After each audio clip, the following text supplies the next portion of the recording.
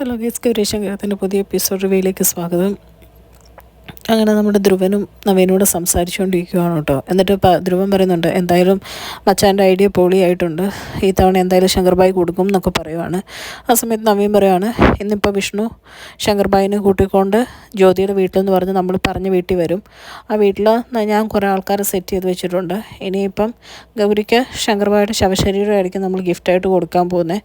ആദർശനെ wheel ചെയറിലാക്കി, തൽക്കാലം അവനത് മതി. പക്ഷേ ശങ്കർബായിക്ക് ഇതാണ് ഏറ്റവും കുറഞ്ഞ ശിക്ഷ ഞാൻ ഉദ്ദേശിച്ചേക്കുന്നതെന്ന് പറയുവാണ് കേട്ടോ. എന്നിട്ട് പറയുന്നുണ്ട്, ധ്രുവൻ പറയുന്നുണ്ട്, അവൻ്റെ മഹാദേവൻ അവനെ രക്ഷിക്കും എന്നുള്ള പ്രതീക്ഷയിലല്ലേ അവൻ ഓരോ തവണയും കളിക്കുന്നത്. ഈ തവണ അവൻ്റെ മഹാദേവൻ കൂടെ അവൻ്റെ ബലിതർപ്പണം സ്വീകരിക്കുന്ന ഒരു പരിപാടി മാത്രമേ ബാക്കിയുള്ളൂ എന്നൊക്കെ പറഞ്ഞ് ഇവർ പരസ്പരം പൊട്ടിച്ചിരിച്ചുകൊണ്ടിരിക്കുകയാണ് കേട്ടോ. പിന്നെ കാണിക്കുന്ന ആദർശിനെയും വേണീനെയാണ്. വേണി പറയുന്നുണ്ട്, ഇത് ഈ വീട്ടിലെല്ലാവരോടും പറഞ്ഞേ പറ്റുള്ളൂ എന്ന് പറയുമ്പോൾ ആദർശ് പറയുന്നുണ്ട്, വേണ്ട, ആരും വിശ്വസിക്കുകയില്ല. അപ്പോൾ വേണി പറയുന്നുണ്ട്, ഇത് കോടതിയൊന്നുമല്ലോ, തെളിവൊന്നും വേണ്ടല്ലോ, ആദർശേട്ടൻ പറഞ്ഞാൽ വിശ്വസിക്കുമെന്ന് പറയുന്നുണ്ട്, ഇല്ല, അത് ആരതിയാണെങ്കിൽ പോലും അവളുടെ കല്യാണം മുടക്കാനുള്ള ഒരു കാരണമായിട്ടേ കണക്കാക്കുള്ളൂ. നമുക്കിത് തെളിവ് സഹിതം എല്ലാവരുടെയും മുമ്പിൽ എത്തിക്കണം, അങ്ങനെ അത് ചെയ്യേണ്ടതെന്നൊക്കെ പറയുവാണ് കേട്ടോ. ഇത് കേൾക്കുമ്പോൾ വേണി പറയുന്നുണ്ട്, നമുക്ക് അറ്റ്ലീസ്റ്റ് ഗൗരിയോട് ശങ്കറിനോടെങ്കിലും പറഞ്ഞാലോ എന്ന് പറയുന്നുണ്ട്, അതും വേണ്ട, അവൻ എങ്ങനെയാണോ ആക്ട് ചെയ്തത് അതിൽ നന്നായിട്ട് അവൻ്റെ മുമ്പിൽ ആക്ട് ചെയ്യണം, അവനൊരു സംശയം തോന്നാത്ത രീതിയിൽ അവനെ പൂട്ടണം എന്ന് പറയുവാണ് കേട്ടോ. അപ്പോൾ എല്ലാം കേട്ടിട്ട് വേണി പറയാം, നിങ്ങൾ പറയുന്നത് ശരിയാ, എന്തായാലും ആ ചുള്ളനെ ഞാൻ കൊടുക്കുന്നുണ്ട്, അവൻ കളിച്ചതിനും നല്ല കിടുവായിട്ട് തിരിച്ച് നമുക്ക് കളിക്കാം, അവനെ എല്ലാ തെളിവോടും കൂടെ നമുക്ക് പൂട്ടിയേ പറ്റുള്ളൂ എന്ന് പറയുവാണ് കേട്ടോ. പിന്നെ കാണിക്കുന്ന ചാരങ്ങാട്ട് വീടാണ്.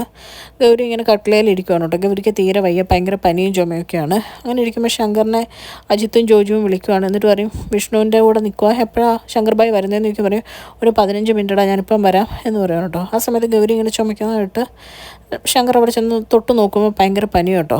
അപ്പോൾ ശങ്കർ പറയുന്നുണ്ട്, എൻ്റെ പൊന്നു പെണ്ണേ, നീ എൻ്റെ കാര്യത്തിൽ ഇങ്ങനെ ആവശ്യമില്ലാതെ ടെൻഷൻ അടിച്ചാൽ നിനക്ക് ഈ പനിയും അസുഖങ്ങളും ഒക്കെ വന്നേക്കുന്നതെന്ന് പറയുവാണ് കേട്ടോ.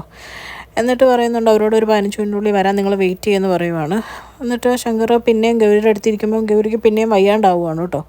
അപ്പം ഗൗരി പറയുന്നുണ്ട്, പോയിട്ട് വാ, നമുക്ക് എന്നിട്ട് ഹോസ്പിറ്റലിൽ പോകാം, എന്തായാലും 15 മിനിറ്റ് കൊണ്ട് അവിടെ ചെല്ലാന്ന് അവരോട് പറഞ്ഞതല്ലേ എന്ന് പറയുവാണ് കേട്ടോ. എന്നിട്ട് പറയുന്നത്, എനിക്കൊരു ഉമ്മ തന്നാൽ മതി, വേറെ കുഴപ്പമൊന്നുമില്ല ശങ്കർ എന്ന് പറയുകയാണ്. ശങ്കർ എന്നിട്ട് ഗൗരിക്ക് ഒരു ഉമ്മയൊക്കെ കൊടുക്കുന്നുണ്ട് കേട്ടോ. എങ്കിലും ഗൗരിക്ക് പിന്നെയും വയ്യാണ്ടാവുകയാണ്. എന്നിട്ട് ചോദിക്കുന്നുണ്ട്, എത്രയും പെട്ടെന്ന് ഇങ്ങനെയാണ് പെണ്ണെ നിനക്ക് വയ്യാണ്ടായത്, എന്നെക്കുറിച്ച് ഓർത്താണ് നിൻ്റെ പകുതി പ്രശ്നമെന്ന് പറയുന്നു കേട്ടോ.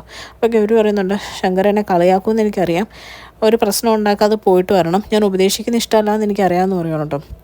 അപ്പോൾ ശങ്കറിന് ഭയങ്കര വിഷമം തോന്നുവാണ് കേട്ടോ ഗൗരിയുടെ കിടപ്പൊക്കെ കാണുമ്പോൾ. എന്നിട്ട് അജിത്തിനെയും ജോജുവിനെയും വിളിച്ചിട്ട് പറയുന്നുണ്ട്, എടാ ഗൗരിക്ക് തീരെ വയ്യ, ഞാനിവിടെ ഇല്ലെങ്കിൽ പറ്റില്ല, നിങ്ങളൊരു കാര്യം ചെയ്ത് വീരനെയും കൂട്ടിയിട്ട് പോകും, നമ്മുടെ വിഷ്ണുവിനോട് കാര്യം എന്താണെന്ന് വെച്ചാൽ പറഞ്ഞാൽ മതി, എന്തെങ്കിലും പ്രശ്നം ഉണ്ടെങ്കിൽ ഞാൻ വന്നാൽ മതിയല്ലോ എന്ന് പറയുവാണ് കേട്ടോ. അപ്പോഴത്തേക്കും ഇവർ വിഷ്ണുവിനോട് പറയുവാണ്. വിഷ്ണു എന്നിട്ട് ജ്യോതിനെ വിളിക്കട്ടെ എന്നുള്ള രീതിയിൽ നവീനെ വിളിച്ച് ഈ കാര്യങ്ങളൊക്കെ പറയുവാണ് കേട്ടോ. ഇതൊക്കെ കേൾക്കുന്ന നവീന് പ്ലാൻ പൊട്ടിപ്പോയല്ലോ എന്നോർത്ത് ആൾക്കൂടെ ദേഷ്യം വരുവാണ്. എന്നിട്ട് പറയുന്നുണ്ട്, നീ ഒരു കാര്യം ചെയ്യുക, അവരുടെ മുമ്പിൽ നല്ല ഹാപ്പി ആയിട്ട് അഭിനയിച്ചിട്ട് ഞാൻ പറയുന്ന കാര്യങ്ങൾ പറയാമെന്ന് പറയുവാണ് കേട്ടോ.